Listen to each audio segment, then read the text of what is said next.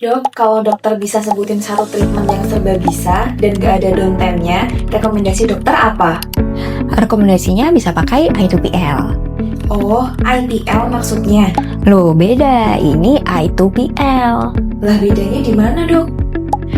Halo Sobat Sebi, dengan saya Dr. Diasa. Hari ini saya mau ngejelasin satu treatment yang udah banyak banget nih yang bertanya, yaitu I2PL. Bedanya apa sih sama IPL? Oke, jadi IPL atau Intense Pulse Light adalah teknologi cahaya berdenyut yang udah banyak dipakai nih di dunia kedokteran kecantikan maupun kulit. Nah, bedanya apa IPL sama I2PL? Yang ada angka 2-nya atau I2PL itu artinya second generation of IPL. Jadi alat yang ini dia lebih canggih, lebih upgrade, lebih nyaman dan minim downtime. Jadi kalau misalkan alat IPL yang lama biasanya dia masih ada rasa panas. Nah, alat IPL yang baru ini atau I2PL dia ini sudah ada cooling sistemnya. Jadi pada saat dipakai pun lebih dingin. Kemudian yang kedua, dia juga udah nggak perlu lagi pakai gel pada saat pemakaian sehingga nggak ada energy loss-nya. Maka treatment dengan I2PL ini dia lebih optimal dan efektif. Cahaya yang dihasilkan dari I2PL ini dia mempunyai panjang gelombang yang berbeda-beda, jadi bisa disesuaikan dengan kondisi kulit atau masalah kulit pada saat datang. Cahaya yang dihasilkan oleh I2PL ini nanti akan diserap oleh beberapa target di kulit. Contohnya pada kasus jerawat nanti akan diserap oleh porfirin yang dihasilkan oleh bakteri penyebab jerawat. Kemudian pada kasus flek, kusam ataupun kasus hair removal, target utamanya adalah sel melanin. Kemudian yang ketiga, pada kasus skin aging, target utamanya adalah air, dan pada kasus kemerahan, target utamanya adalah kapiler darah ataupun deoksihemoglobin.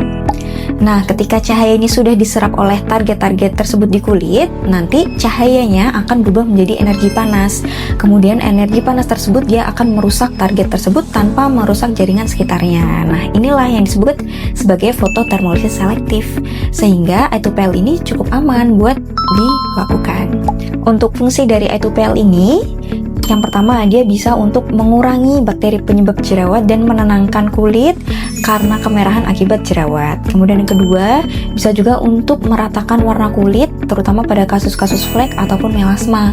Kemudian yang ketiga, bisa juga untuk kasus untuk memperlambat pertumbuhan rambut di area-area yang tidak diinginkan. Contohnya di atas bibir, di ketiak, di lengan, maupun di kaki.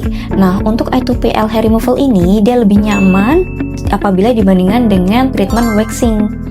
Untuk hasil dari I2PL hair removal ini pun juga nanti rambut yang tumbuh itu bisa lebih lamban, lebih halus.